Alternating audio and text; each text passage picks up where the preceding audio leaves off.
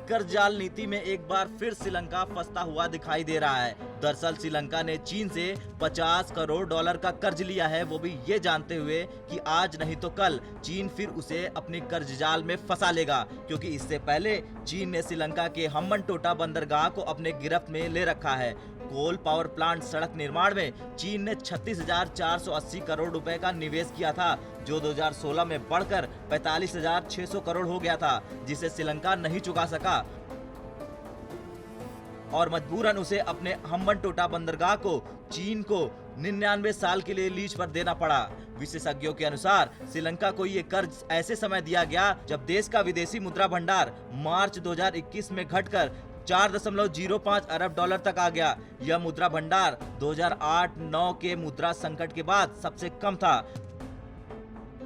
पिछले महीने श्रीलंका ने 10 बिलियन युआन यानी करीब 1.5 अरब डॉलर का समझौता किया था।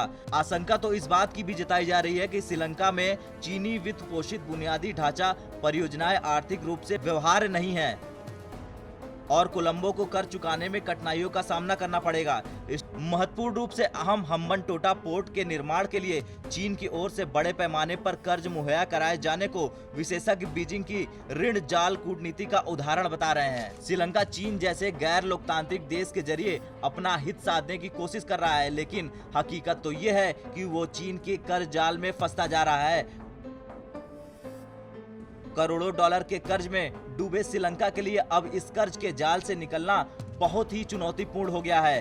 कर्ज चुकाने की जुहद्दत में श्रीलंका अपने बंदरगाहों की संप्रभुता ही रेहन पर रखने की हालत में आ गया है। खैर, किसी को मजबूर करना और उसकी मजबूरी का फायदा उठाना ये चीन की जग जाहिर फितरत है और फिर न तो इससे चीन बाज आता है और न ही उसके जाल में फंसने वाले देश उसकी चाल को समय रहते समझ पाते हैं। चीन के चंगुल में फंसे किसी एक देश का ये हाल नहीं है। ऐसे कई देश हैं जिन्हें चीन ने अपनी नीतियों का शिकार बनाया है। चीन पहले छोटे देशों को इंफ्रास्ट्रक्चर के नाम पर कर्ज देता है, उसे अपना कर्जदार बनाता है और फिर बाद में उसकी संपत्तियों पर कब्जा कर लेता है।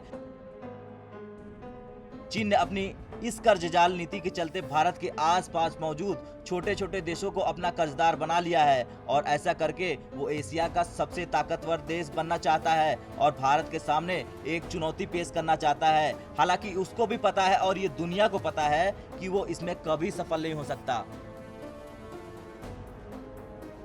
ब्यूरो रिपोर्ट, भारत तक।